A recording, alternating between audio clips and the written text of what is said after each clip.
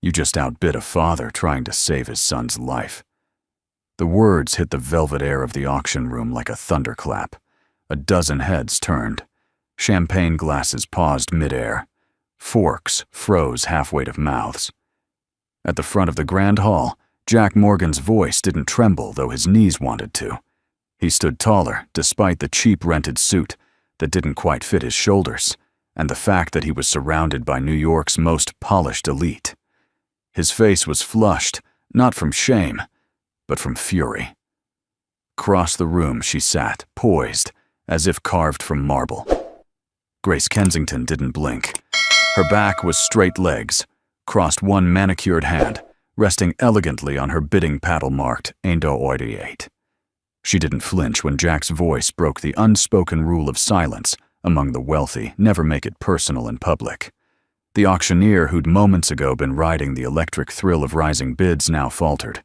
The current bid stands at $240 to Miss Kensington for Hearts Afire. Do we have 245? Silence. Jack stared at her. Is it just a game to you?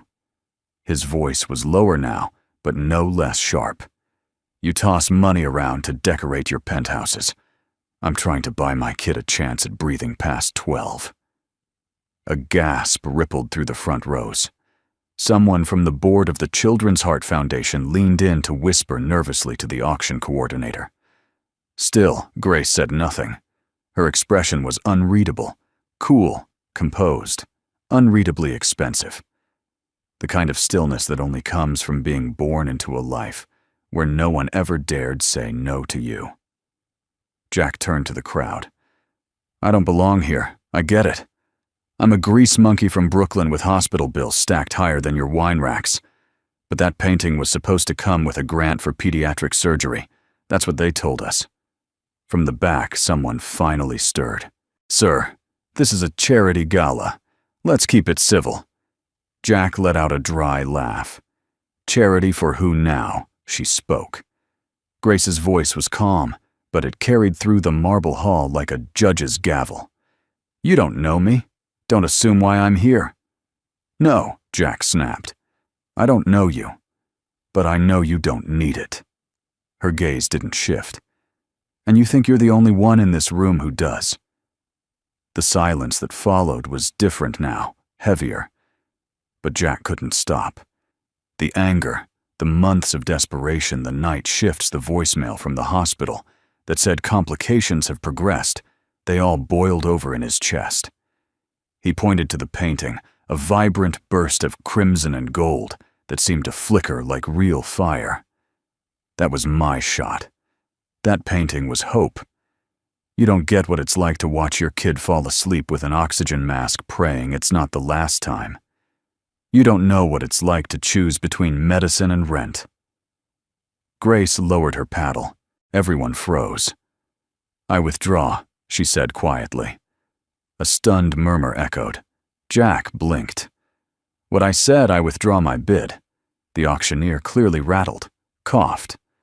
Then the bid returns to Mr. Morgan at $235. Going once, going twice, sold. The gavel dropped. And Jack didn't smile, didn't cry. He just stood there, locked in a quiet war between relief and confusion. But before he could say another word, Grace stood. Her heels clicked elegantly as she walked past him without a glance. She didn't speak, didn't break stride, just walked right out of the room, leaving a scent of jasmine and something colder behind. A man in a tux approached Jack. Mr. Morgan, congratulations. Someone from the foundation will contact you about the surgery assistance and how to claim the Jack grabbed his arm. Why did she withdraw? The man glanced nervously at the doorway. Miss Kensington. Who knows she's unpredictable? Wealth like hers. It comes with its own logic. Outside, Grace slipped into her waiting car, fingers tightening slightly around her phone. One unread message flashed on screen: surgery window 30 days max. Funding pending. Urgent. Dr. Levine. She sighed. Tell the driver to take me home, she said. Her assistant hesitated. Miss Kensington. Are you sure you want to cancel the donation tonight? Grace stared out the window, her reflection ghosting in the glass. No, she said. Double it. Quietly. And don't tell the foundation where it came from. Back inside the hall, Jack sat alone at the edge of the ballroom, the paddle still clutched in his hand. A hand tapped his shoulder. It was an older woman, maybe in her 70s, dressed in pearls and kindness. You stood your ground, she said. That took guts. He let out a tired breath. I wasn't trying to make a scene. She smiled. You didn't make a scene. You made a statement. Then she leaned in closer. And sometimes, son, the right word said at the wrong time can change everything. Jack looked up, but she was already walking away. And for the first time in months, he felt something he almost didn't recognize. A flicker. A pulse. Hope. The morning after the auction was cold and gray, the kind of overcast that made Brooklyn's brick buildings look tired and older than they were. Jack stood on the rusted fire escape outside his apartment, one hand wrapped around a chipped mug of lukewarm coffee, the other holding the hospital invoice that had arrived in yesterday's mail. He didn't need to open it to know what it said. He didn't need to read the number to feel the weight. Inside, Owen's soft cough echoed from the small bedroom. The boy was still asleep, his chest rising and falling in shallow rhythm, a tangle of bed sheets and stuffed dinosaurs clutched in his arms. Jack's throat tightened.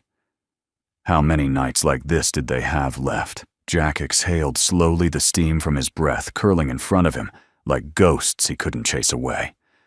The auction should have been the answer. He should have walked out with funding a path forward. But even with the win, the paperwork was vague. The hospital told him it could take weeks before the grant came through, if it came through at all. Bureaucracy had a funny way of dragging its feet, even when a child's heart was on the line. He glanced at the time. Almost 9:00 a.m. The garage would be opening. He couldn't afford to lose another day.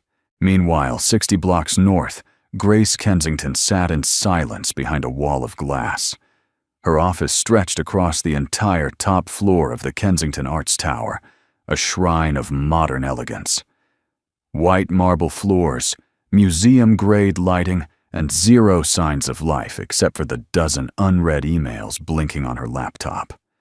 Her assistant Clara stepped in, tablet in hand. You're booked until 3:00. Press interview at noon, and the board wants to revisit the media angle on last night's auction. Grace didn't look up. What did they say? They're confused.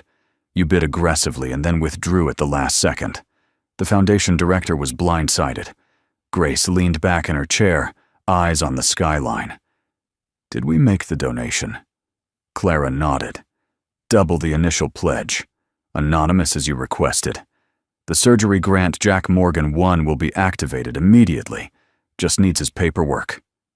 Grace closed her eyes briefly. Good. Clara hesitated, then said more gently. You didn't sleep last night, did you? I haven't slept in 8 years. That silenced Clara. She knew better than to press. Grace finally turned, voice steady but distant. I need to see the final contractor bids on the Westchester property. Bring them now.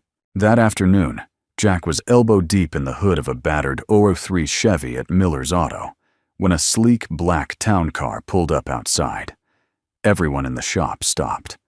Nobody in their right mind brought a luxury car to a Brooklyn garage unless they were either desperate or lost. A woman stepped out. Tailored coat, sharp eyes, no hesitation. Clara. Jack Morgan, she asked, ignoring the stares of his co-workers. Jack wiped his hands on a rag. Yeah. What's this about? My employer would like to speak with you regarding a short-term employment opportunity.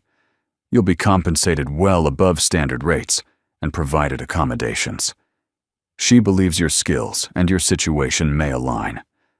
He raised an eyebrow. Your employer got a name, Grace Kensington. Silence dropped like a wrench. Jack folded his arms. Tell her I said thanks, but no thanks. Clara smiled, unfazed. She thought you might say that. Which is why she asked me to give you this. She handed over a sealed envelope. Inside was a contract 30 days' work, full control of operations on a private restoration property, $15,000 upon completion, health insurance included for you and one dependent. A handwritten note was tucked at the bottom. This isn't pity, it's a project. You're good with your hands. Prove it. G.K. Jack stared at it for a long time. 3 hours later, Owen sat in the passenger seat of their pickup, eyes wide, as they rolled up the long gravel path toward what looked like an old colonial mansion swallowed by trees. Dad, are you sure this is real? Jack couldn't answer. The whole thing felt like someone else's story. The driveway was longer than their entire block. The air smelled like pine and money. I'm not sure about anything he said finally, but I know you're getting that surgery. Grace met them on the front steps, dressed down in dark jeans and a cashmere sweater. It was the first time Jack had seen her without armor, no designer gown, no cold marble expression. Still, she kept her distance. Mr. Morgan, she said with a curt nod. This is the property. You'll be managing the renovations, supervising the crews overseeing supply deliveries, timeline safety. You'll live here for the duration. Your son's accommodations are in the East Wing. Jack looked around. And you? I'll be staying here as well. Temporarily. I have personal investments in the restoration. We won't interfere with each other. He frowned. So we're housemates now. I prefer contractual cohabitants. Owen giggled from behind him. This place looks like a haunted mansion. Grace arched a brow. It probably is. But that won't stop the plumbing from needing work. Later that evening after dinner, simple spaghetti and meatballs Jack cooked himself. He found Owen asleep on the couch, a blanket half draped over him. Soft jazz played from somewhere upstairs.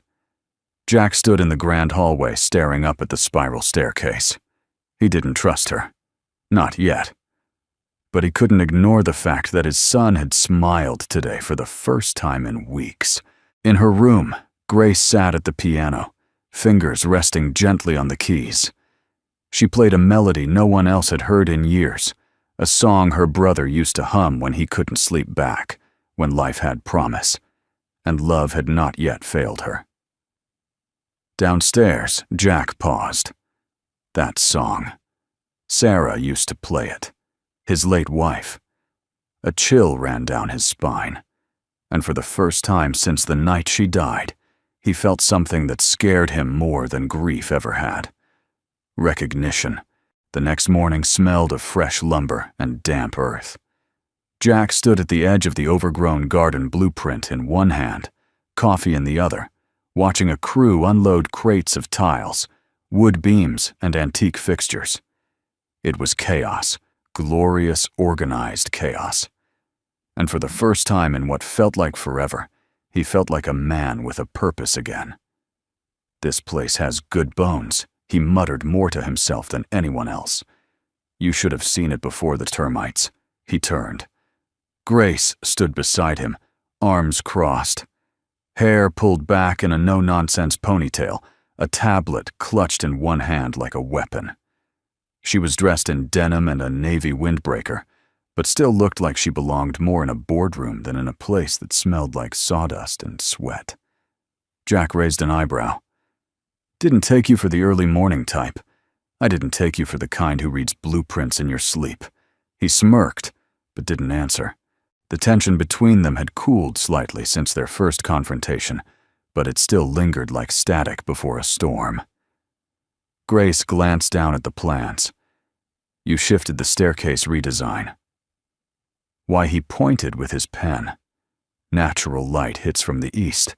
If we push this landing over by 3 feet, it opens the space, adds warmth. Function follows feeling. She studied the drawing, then looked at him. You think like an artist? I used to build planes. He shrugged. Beauty was the difference between lift and crash. A beat of silence passed between them. Then Grace turned and began walking, expecting him to follow. They walked along the wraparound porch, where Owen sat on a faded bench, knees tucked up, sketching in a spiral-bound notebook. The boy looked up and grinned. "Morning, Miss Grace." She smiled genuinely. "Good morning, Owen. Is that another dragon?" "It's a dragon, but it's guarding something." "See," he held the notebook up. "It's got this heart in its claws." Grace leaned in. "Why is it guarding the heart?" Owen shrugged. "Because hearts are soft, and people keep dropping them." Jack froze. The words hit him harder than he expected. Grace blinked, looking at the boy like she was seeing something she hadn't dared look at in years. "That's quite the answer," she said quietly. Owen nodded like it was the most obvious thing in the world, then went back to coloring. They walked on in silence until they reached the back garden where workers were dismantling old pergolas. "I didn't think I'd like you," Grace said suddenly. Jack snorted. "Likewise." "But you're good," she continued. "With your hands, with people, with your son." Jack slowed. "You say that like it surprises you." She looked at him. "It does." And there it was, honesty raw and unfiltered. He respected that more than any apology. Jack leaned against the railing. "Why me? Why this job?" She didn't answer right away. Then softly she said, "Because this place was supposed to be a second chance. For someone. For who? For me." He waited, but she didn't elaborate. Grace turned away, her voice more guarded now. "Let's just say, I've invested a lot in watching things fall apart. This is my attempt at building something instead." He watched her closely. "You always talk in puzzles. It keeps people from asking real questions." Jack didn't smile. "I ask anyway." I noticed. A long pause. "You know," he said, "you don't have to prove anything to anyone, least of all me." She looked at him, then really looked, and for a fleeting moment something broke through. Not the polished billionaire or the hard-edged investor, just a woman. Tired. Haunted. Human. She broke eye contact. "There's a piano in the sunroom," she said, changing the subject. "Owen might like it." Jack tilted his head. "You play used to. Let me guess. Concert halls, scholarships, standing ovations." She almost smiled. "Something like that." He nodded. "Sarah played too." "My wife." The name hung in the air like smoke. She was terrible with directions, but could play Rachmaninoff like it was breathing. Grace's voice was quiet. "What happened?" "Car crash. 3 years ago. Hit and run. Still no arrest." He stared out at the trees. Owen was 5. Thought she went to sleep and just forgot to come back. Grace didn't speak. Didn't offer platitudes. And Jack appreciated that more than she knew. Instead, she said, "I'm sorry. That kind of grief. It doesn't go away. It just changes shape." He nodded. "Yeah. Turns into silence. Or sarcasm." She glanced sideways.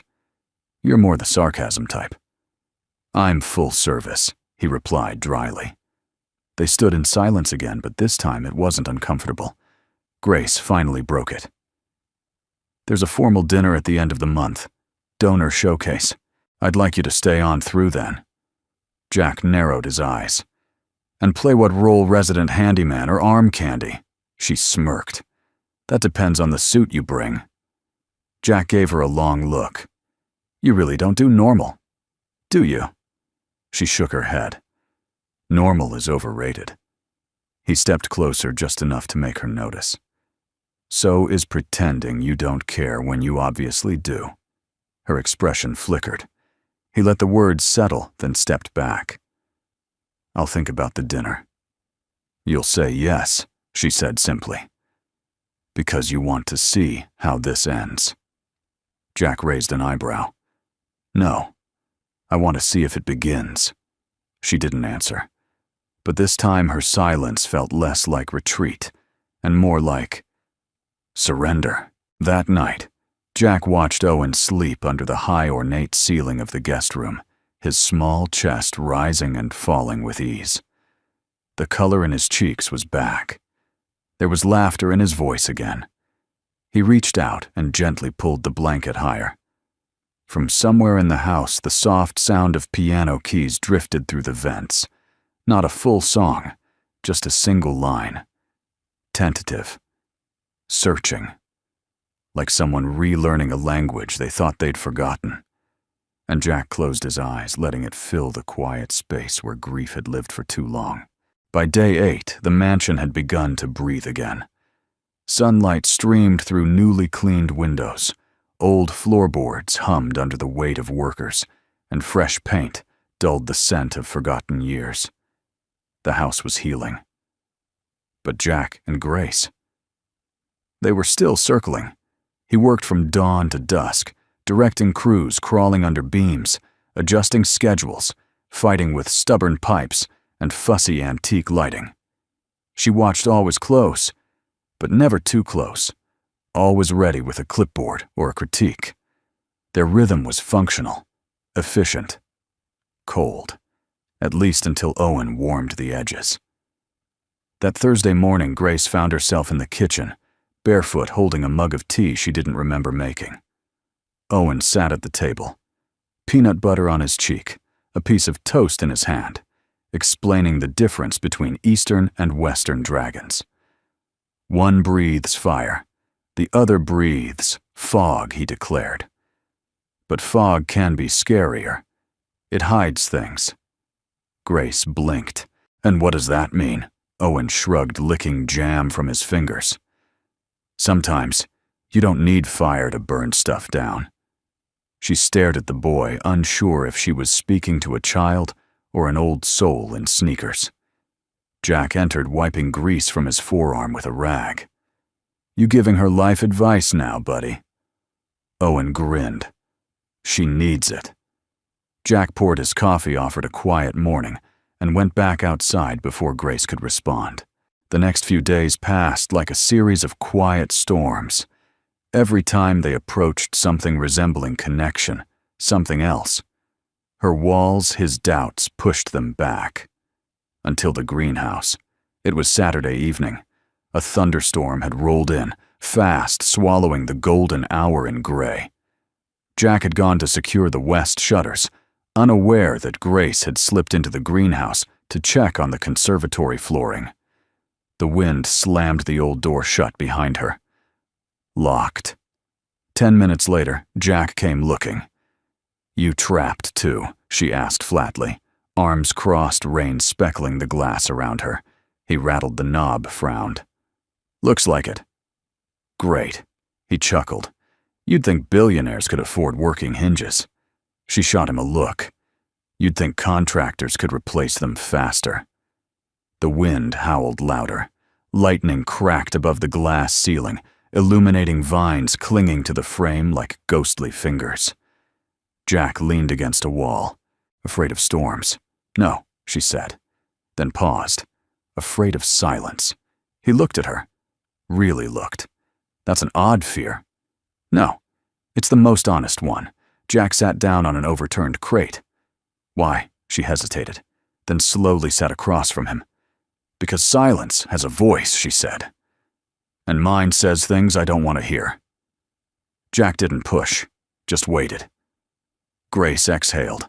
When I was 12, my brother had a heart murmur. Small. Harmless, they said.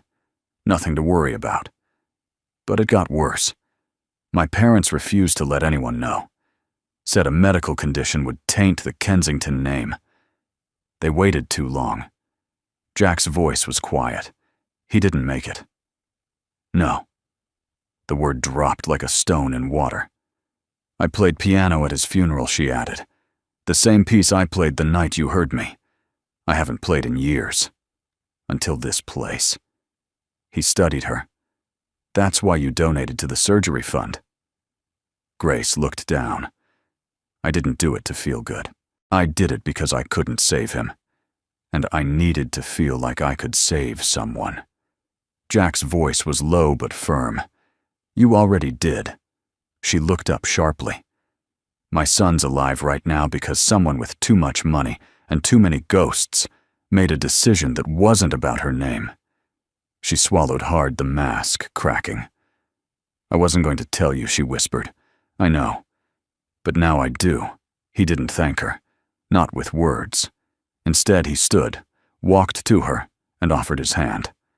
She hesitated, then took it. His palm was calloused, warm grounding. "I don't want to be rescued," she said. Jack looked her in the eye. "Good. I'm terrible at rescuing anyone but my kid." She laughed, the sound surprised out of her. Soft. Real. The door creaked open, then whined, having shifted just right. They stood there for a moment longer, neither moving. That night, Owen drew 3 figures in his notebook: a boy, a man, and a woman. The boy held a dragon's leash. The man built something from pieces. The woman had a piano for a heart. When Jack tucked him in, Owen asked, "Do you like her?" Jack paused. "Who, Miss Grace?" Jack brushed the hair from his son's forehead. "She's complicated." Owen nodded. So was Mom. That stung. But Jack smiled. "Yeah, buddy, she was." Upstairs, Grace sat alone at the piano. Her fingers hovered over the keys, unsure. Then slowly she began to play something new. Not her brother's song, not a memory, but something unfolding. Unwritten. And as thunder rumbled in the distance, and the rain slowed to a soft whisper on glass, she kept playing. Day 14. Rain lashed the windows, like grief that refused to be quiet. Jack stood at the edge of the greenhouse, water dripping from his jacket, watching the storm blur the world outside into a mess of gray. Wind howled like something ancient, and the vines clinging to the glass trembled with every gust. Behind him, Grace Kensington shivered in silence, arms wrapped around herself, her white blouse clinging to her like the truth she never wanted to wear in public. They were stuck. Again. The lock had jammed, and the storm wasn't letting up anytime soon. "Well," Jack muttered, pacing a slow circle either. "This house really hates us, or the universe has a twisted sense of humor." Grace gave a humorless smile. "You forgot option 3, bad engineering." Jack chuckled dryly. "From what I've seen, most things that look perfect on the outside are held together by rotting beams underneath." Her eyes met his. Sharp. Knowing. That sounds personal. Jack leaned against a broken workbench. Everything's personal when you've been punched in the gut by life enough times. Silence stretched taut like a violin string. Grace finally broke it. "Do you ever miss who you were before?" Jack didn't answer right away. He stared out at the storm like it held the answer. "I used to be a flight engineer," he said slowly. "First in, last out. Loved the work. I was good at it. Then Owen got sick. One hospital visit turned into 12. Missed shifts turned into warnings. Warnings turned into goodbye. He ran a hand through his wet hair. They said I was unreliable. They weren't wrong. I was choosing between my job and my kid's heartbeat." Grace's voice was softer than he'd ever heard it. "You made the right choice." Jack looked at her. "Did I? You ever sit across from your son and lie through your teeth that everything's gonna be fine while counting quarters for his prescription?" She didn't respond. He didn't expect her to. "You know what the worst part is?" Jack went on. "It wasn't losing the job. It was losing who I was when I had it. I used to walk taller, smile more. Now I just survive."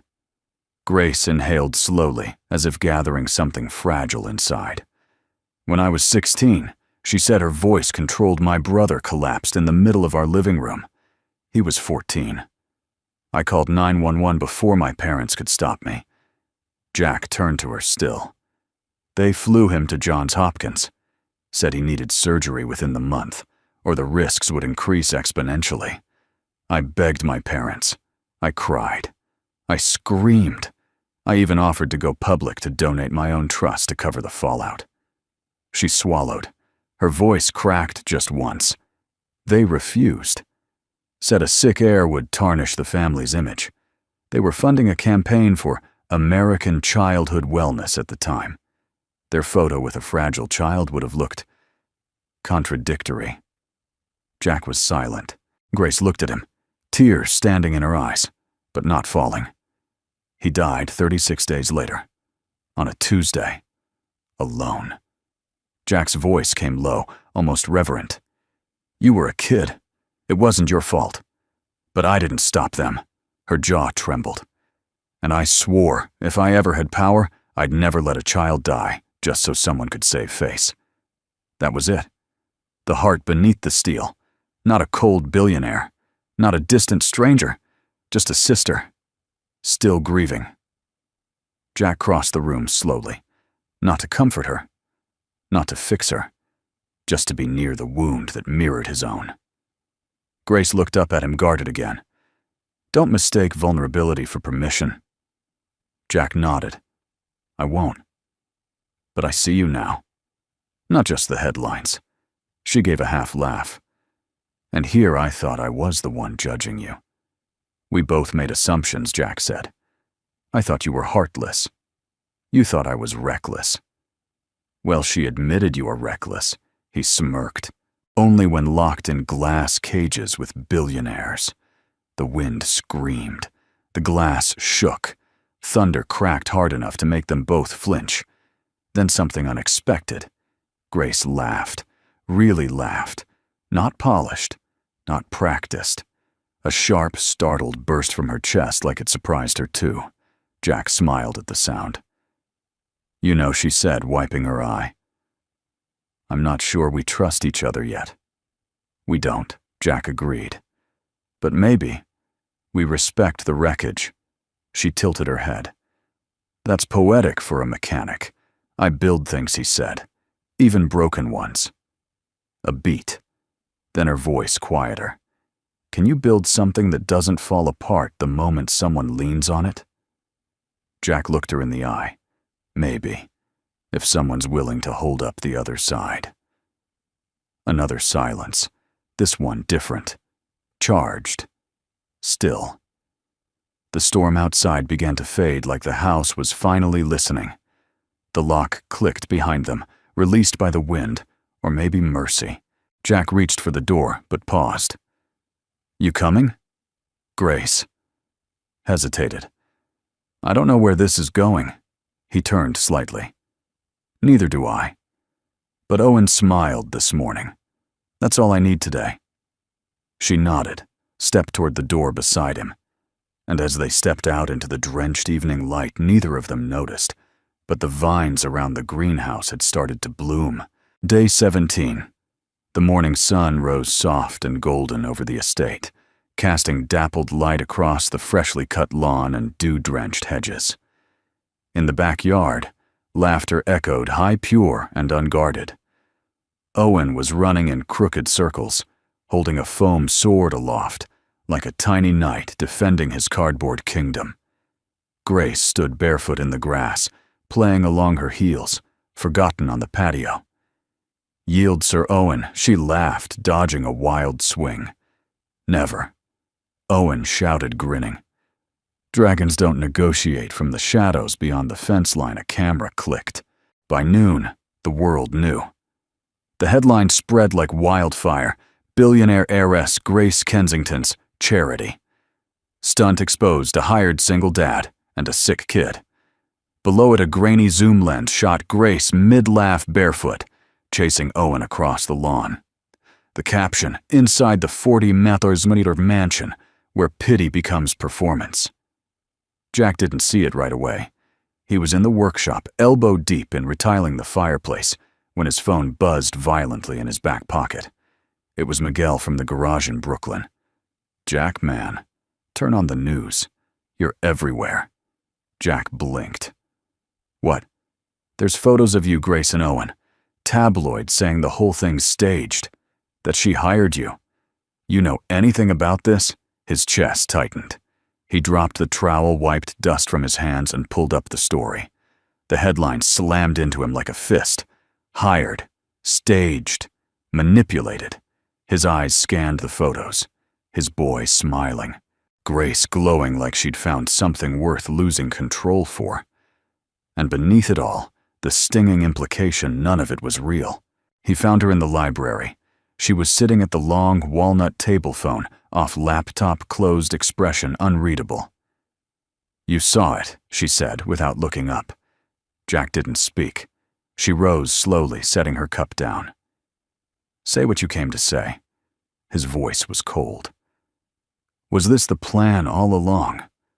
Find a desperate single dad, toss some money his way, and parade him around like a wounded animal for press points?" Grace didn't flinch. "That's not what this is." "No." He stepped closer. "Because the camera caught you looking like you cared. And now the world thinks I was hired to play the part of a struggling father in your latest sympathy campaign. I didn't plant the story, Jack. But you didn't stop it either." She met his fury with silence. Jack's voice cracked now. "You think I've never been humiliated before I've cleaned oil off floors, while men in suits looked through me like I was dust? But I let my guard down with you. My son, he trusts you. Don't put this on Owen," she said sharply. "You think this doesn't hurt me too. I think you could end this with one sentence. I donated the surgery money. I didn't hire him. But you won't." Grace looked away. "It's not that simple." "No, Grace. It's exactly that simple. You either tell the truth or you don't." Her hands tightened at her sides. "If I admit I've funded the grant, every child who gets help after Owen will be seen as my personal project. Not a cause. A photo op. It turns something sacred into a headline." Jack stared at her. "So your principles are worth more than my son's dignity?" Grace's voice broke. "No. But if I sell my integrity now, there won't be anything left of it later." A long, burning silence. Jack nodded slowly. "Then we're done." "Jack, I don't need pity. I don't need your mansion. And I don't need to explain to Owen why the world thinks his smile was part of a lie." He turned to leave. She took a step forward. "Please, just stay until the end of the month. Let me fix this. Let me explain it to him." Jack's eyes flashed. "You don't get to explain me to my son." That afternoon, Jack packed their things. Owen didn't understand. "Dad, are we moving again?" Jack crouched beside him, voice gentle but tight. "We're just going home, bud." "But I like it here." Jack forced a smile. "I know. But sometimes, places aren't what they seem." Owen looked down at his dragon notebook, then back up. "Is Miss Grace mad at us?" Jack hesitated. "No, kiddo. She's just fighting her own dragons." Grace watched them leave from her upstairs window. No words, no goodbyes.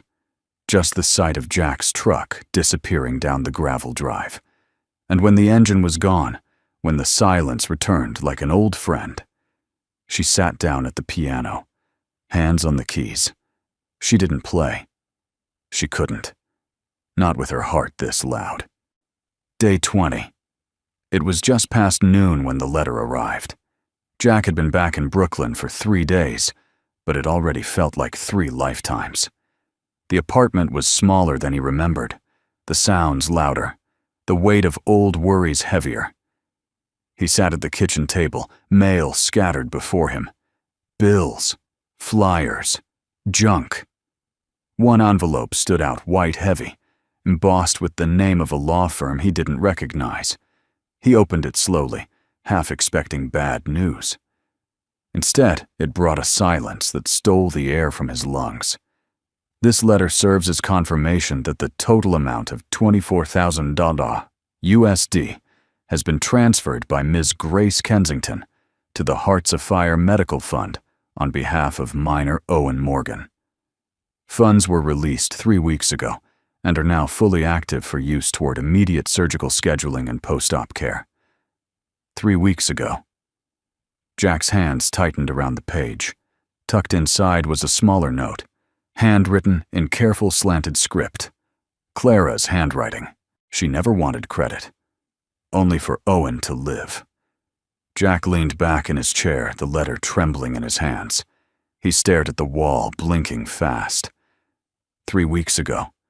Before the photos. Before the scandal. Before the fallout. All this time, she had already saved his son and said nothing. No press release. No claim. No demand for gratitude. Just quiet action. Just grace. An hour later, the pickup's tires squealed as he pulled out of Brooklyn heading north. His mind raced faster than the wheels. Every angry word he'd thrown at her echoed like a drumbeat in his skull. So your principles are worth more than my son's dignity. You could end this with one sentence. You don't get to explain me to my son. But she hadn't tried to explain anything, because explaining meant stealing back the spotlight. And Grace Kensington had given that up the second she signed the check. Jack drove like he was chasing a mistake through the mountains. By the time he reached the estate, the sky had gone soft with dusk. The familiar gravel crunched beneath his tires as the house rose into view, quiet and still. No voices. No laughter. No piano. The door was unlocked. Inside, the air felt different. Not abandoned, but hushed, as if the walls themselves were waiting. Grace Jack called. Grace, are you here? No answer. He walked through the foyer, past the staircase, through the library. Empty. Finally, he stepped into the sunroom. That's when he saw it. The piano. Its lid was open, keys untouched, but on the music stand sat a single sheet of composition paper, a handwritten title across the top. For the boy with a second chance, and the father who gave him one. Jack stepped closer. Notes lined the staves, carefully inked, delicate and certain. She had written it by hand. No signature. Just that one line. He reached out and touched the edge of the paper, like it might vanish if he blinked. There was no need for explanation. No need for forgiveness. This was the apology. This was the goodbye. Jack sank onto the bench, staring at the keys. His fingers hovered above them, unsure. Then slowly, like a memory returning, he pressed the first note. A soft C, then another, and another. It wasn't perfect. His touch was rough, untrained, but the melody was there, honest, aching, beautiful. Owen entered quietly behind him, barefoot in his pajamas, hair a mess of sleep. Dad, he whispered. Jack turned, eyes rimmed red. Hey, buddy, is Miss Grace here? Jack swallowed. She was. She left this. Owen padded forward and looked at the music. Did she write it for me? Jack nodded. And for me too, I think. Are we going to see her again? I don't know, Jack said softly. But I hope so. Owen sat beside him on the bench, small fingers pressing random keys like echoes of the real song. After a moment, he said, She's not like the other grown-ups, huh? Jack smiled sadly. No, she's not. Outside, the last of the sun slipped behind the hills. Inside, father and son played broken notes on a perfect piano. And in a house once filled with silence and storms, there was music again. Day of Owen's release. The sun broke through the clouds that morning, as if the world itself had been holding its breath. Jack stood outside the hospital with a duffel bag in one hand, and Owen's favorite dragon, Plush, tucked under the other arm. Beside him, Owen bounced on the balls of his feet. Hospital bracelet finally cut new strength in his step and light in his face. You ready to go home? Jack asked. Owen beamed. Not yet. Jack raised an eyebrow. No. Owen dug into his backpack and pulled out a folded piece of thick art paper. I need to give this to her first. Jack took it gently. It was a drawing, messy, vivid, and heartbreakingly beautiful. A broken heart stitched back together by two hands, One rough, large, and familiar. His. The other slender, graceful with a faint piano line sketched above the wrist. Grace's. Below it in Owen's handwriting, sometimes fire doesn't burn. It rebuilds. Jack swallowed hard. She's going to love this, buddy. Owen looked up at him. She already saved me. I just wanted to save something back. That evening they arrived at the Kensington Gallery in downtown Manhattan. The glass facade shimmered under the city lights, bold white letters announcing private viewing. By invitation only. Inside the space glowed with warm amber lights and quiet reverence. Jack didn't see Grace anywhere. Only her presence in the curation, every detail, thoughtful, intimate, exact. He wandered past large oil canvases and sculpture installations until a particular piece stopped him cold. At the center of the gallery stood a canvas in a frame of aged cedar wood, elevated on its own pedestal beneath a single spotlight. It was Owen's drawing, but transformed. The childish lines had been preserved, but surrounded with layers of refined brushwork and emotion-textured shadows, glowing colors, shimmering cracks, filled with gold leaf like Japanese kintsugi. The heart once broken, now pulsed with impossible life. At the bottom of the frame, carved into the wood in quiet cursive, the most powerful art is the one that saves a life. Jack stepped closer. His throat tightened. There, faint in the corner of the plaque, was the title, Hearts of Fire. Original reimagined. By Anonymous. He knew in an instant Grace had done this. She had taken his son's art not to claim it, not to own it, but to elevate it. To show the world what it meant.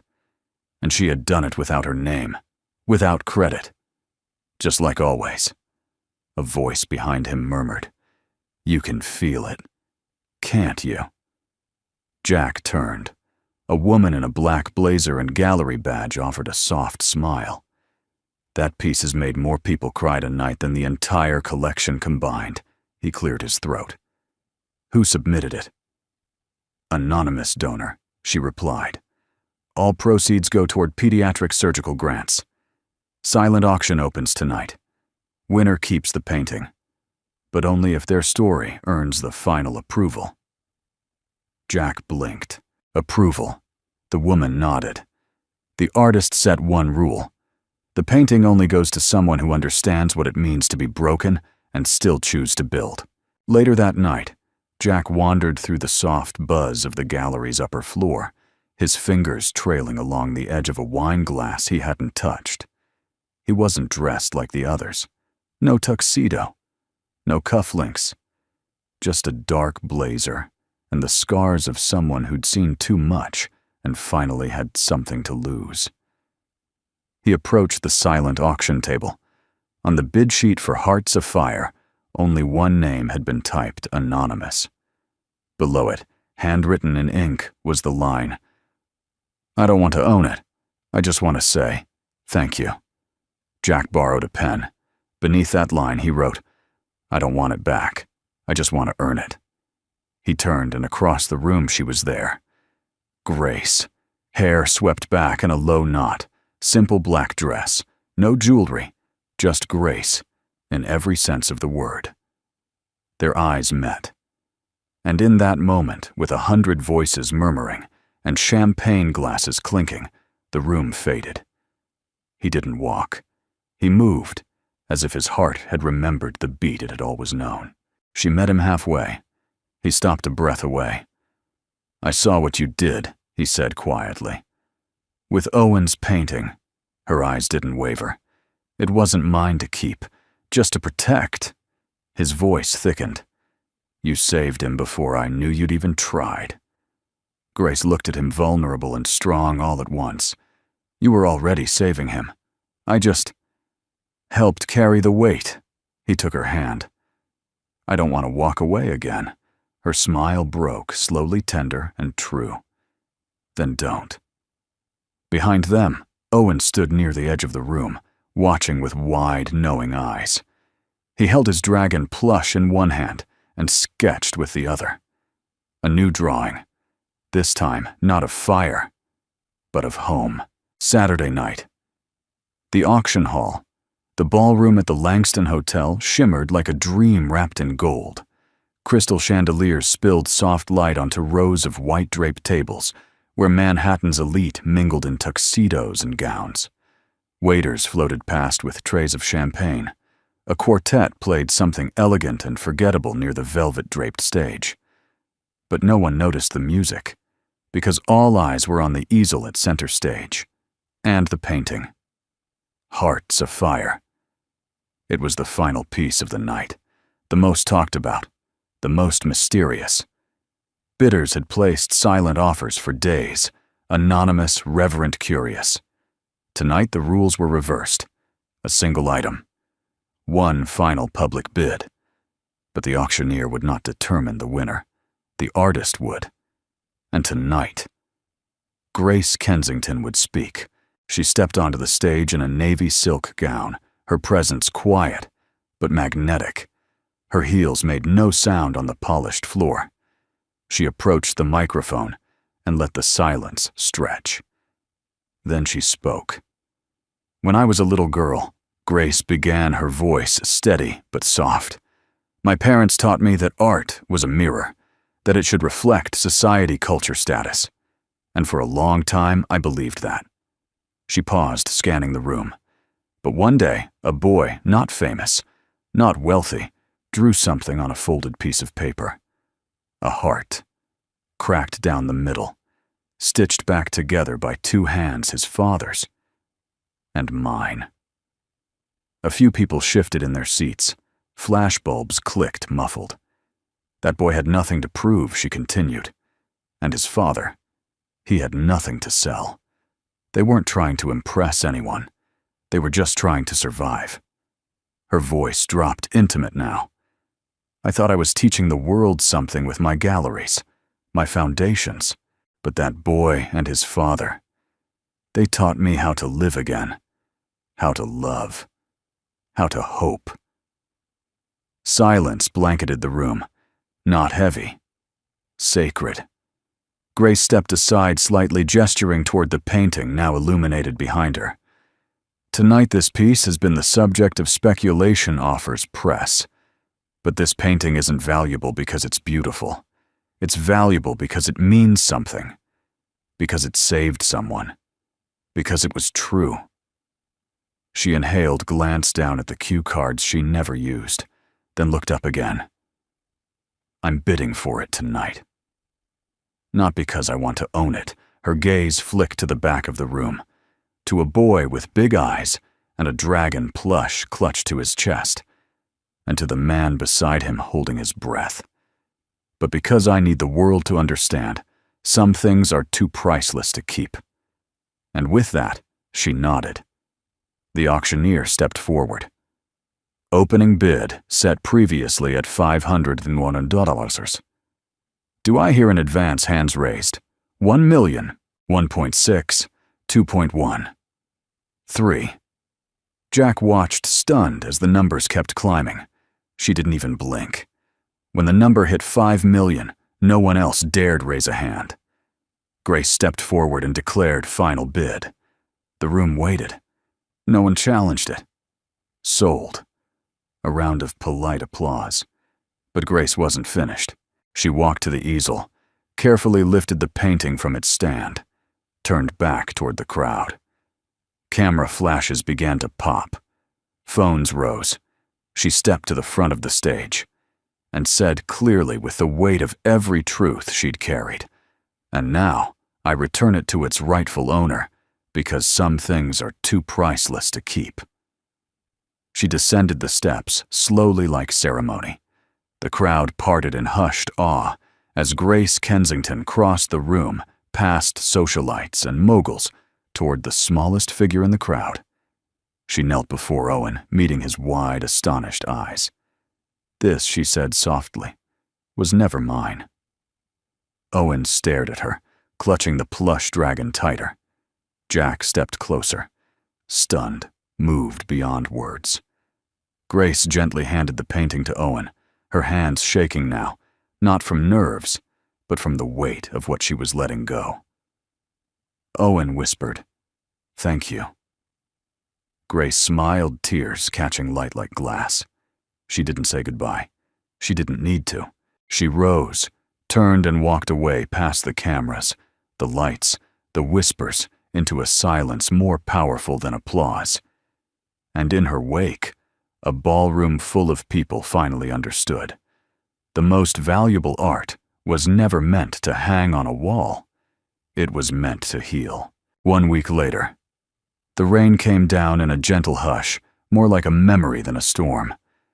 Jack stood across the street, hands in his pockets, staring up at the modest brick building with the newly hung sign above the door. Second Light Foundation Rebuilding. Lives one family at a time. No marble columns, no golden plaques. Just warmth visible even through the rain-smudged windows. It was her. All of it. Grace had walked away from her family's empire, their name, their press, their noise, and built something real. Jack took a breath, crossed the street. Inside the lobby smelled like paper and coffee and clean hopes. A mural painted by children stretched across one wall. Laughter filtered from a nearby playroom. At the front desk, a young woman smiled up from her clipboard. "Hi, can I help you?" Jack offered a small nod. "Yeah, I'm here to register. For full-time volunteer work." She blinked. Area of expertise: maintenance, electrical, mechanics, problem-solving, and he paused, rubbing the back of his neck, understanding what it's like to be drowning with a kid who still needs you to smile. The woman's smile softened. "You'll want to talk to the founder. She's upstairs." He took the stairs 2 at a time. Found her in a small office overlooking a gray skyline. The place wasn't fancy desk, cluttered with files, a wilted plant in the corner, 2 coffee mugs too old to match. But she looked at home. Grace sat with her back to the door, reading from a folder. He knocked lightly. She froze, turned. Their eyes met. For a moment, neither moved. Then Jack stepped inside, rain still clinging to his jacket. He didn't speak, didn't explain. He simply placed the volunteer application on her desk, signed. Ready. Grace stared at it, then at him. She didn't pick it up, didn't say a word. He didn't expect her to. He wasn't here to take back what he said. He was here to show her what he meant. A beat passed. 2. And then footsteps down the hallway. Quick. Small. Owen burst into the room like a sunbeam. "Miss Grace." She barely had time to turn before his arms wrapped around her waist from behind. She gasped more from the sudden surge of emotion than the impact. He hugged her tight face, pressed into her back, murmuring, "I missed you."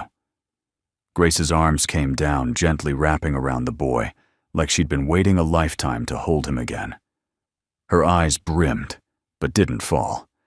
Her throat moved once, trying to swallow the storm. Jack stood at the doorway still, watching the only thing he'd ever truly wanted, the 2 people who taught him what love without condition could look like. He took a slow step forward, voice low. "Steady. True. I don't need your money. I don't need your name. I don't even need credit. Just your trust." Grace looked at him, tears shining but proud, and finally she nodded wordlessly. Because some forgiveness doesn't come in words. It comes in staying. 2 months later, the autumn air wrapped the Hudson Valley in a quiet golden hush. Trees blushed red and amber. Leaves crunched underfoot like soft applause, as if the world itself was celebrating something unseen, but deeply felt. The Second Light Foundation's new family wing opened that morning. No ribbon-cutting ceremony. No press release. Just people. Parents with tired eyes and hopeful hands. Children holding on to stuffed animals and second chances. Volunteers moving like gears in a clock powered by purpose. In the middle of it all stood Grace, dressed simply in jeans and a long cardigan clipboard. In hand, hair tied back in a practical knot. She moved through the hallway, checking on a flickering light, crouching to high-five, a child smiling when no one was watching. She was no longer the billionaire in the headlines. She was the woman here. Present. Jack watched her from across the courtyard toolbox, in hand grease on his sleeves. A few feet away, Owen sat cross-legged on a patch of grass, drawing dragons in the dirt with a stick. "Think she'll like it?" Owen asked, not looking up. Jack smiled. "I think she already does." The boy grinned. "Even the part with the fire-breathing goat." Jack chuckled, especially that part. That evening, after the last family had gone home, and the lights dimmed, Jack found Grace sitting alone in the art room. The walls were filled with framed drawings, some silly, some powerful. One in particular stood out, Owen's original sketch, still cracked, still stitched, still whole. Grace sat on the window bench holding a folded note in her lap. Her eyes were soft, distant. He knocked lightly on the frame. She looked up. Jack stepped inside, slower this time. "I didn't come to fix anything," he said. Grace tilted her head. "No." He shook his head. "I came to stay." Silence hung between them, but this time it wasn't heavy. It was full. Grace opened the note in her lap, handed it to him. Jack unfolded it carefully. Owen's handwriting. "Dear Miss Grace, thank you for helping my heart be strong. Love the boy you believed in." Jack's throat tightened. He wrote that by himself. Grace nodded. "Left it on my desk with a rock shaped like a heart. Said it was from the earth, not the store." Jack laughed quietly, then turned serious. "I've spent a long time trying to build things with my hands, fix broken things. But you repair people, Grace. Not with tools, with trust." She looked down. "Sometimes that trust is hard to earn." He moved closer. "Then we'll earn it together." Another pause. Then softly she asked, "Are you sure? Because this life, it's not glamorous. There's no spotlight, no applause." Jack reached into his jacket pocket and pulled out something small, a rusty nail bent at the end. "I found this in the foundation wall," he said. "It was part of the old building. Someone used it to hold everything up even though it wasn't perfect." He placed it on the table between them. "I don't need perfect," he said. "I just need real." She stared at the nail, her fingers trembling. Then she reached for his hand. Not dramatic, not cinematic, just true. A week later, they hosted the Foundation's first community dinner. Folded chairs, string lights, potluck dishes that didn't match. Laughter bounced between walls not yet painted. Music played softly from an old speaker. Jack grilled hot dogs out back with two other single dads. Grace helped a teenage girl paint her first canvas. Owen ran between them all like he'd never been sick. At one point, he stopped in front of the big oak tree and placed something on the bark, a piece of paper with crayon flames and a heart in the middle. A handwritten title, "The Fire We Keep." Someone asked him, "What's it about?" Owen thought a moment, then said with a grin, "It's not about burning. It's about warming people who are cold inside." Later that night, after the tables were folded and goodbyes whispered, Grace and Jack stood beneath the stars. She leaned against his shoulder, eyes closed, breathing in the quiet. "Do you ever miss the old life?" she asked. He considered it. "No. The old life never looked back at me like this." She smiled. "What about the future?" He looked at her, then up at the sky. If the past was fire and the present is healing, then maybe the future is light. She nodded. And in the soft hush of evening, two once broken hearts beat steady. Together. Not because of credit. Not because of name. But because love, real love, isn't loud. It just lasts. And now, if you've stayed with us until this final moment, thank you. This story may have ended, but perhaps something in it has sparked a memory a feeling, or even a little bit of hope in your heart? If it has, I'd love to know. Where in the world are you watching from? Drop the name of your city or town in the comments below. It's always a joy to see how far these stories travel and how many hearts they quietly touch. If you felt moved by Jack Grace and Little Owen's journey, there are more stories like this waiting for you. No pressure, but if you'd like to stay connected, feel free to subscribe to the channel. It helps us continue sharing moments that matter, moments that heal, inspire, and remind us we're never truly alone. And finally, from my heart to yours, thank you for your time, your presence, and your trust. We'll see you in the next story. Until then, take care of your heart. It's braver than you think.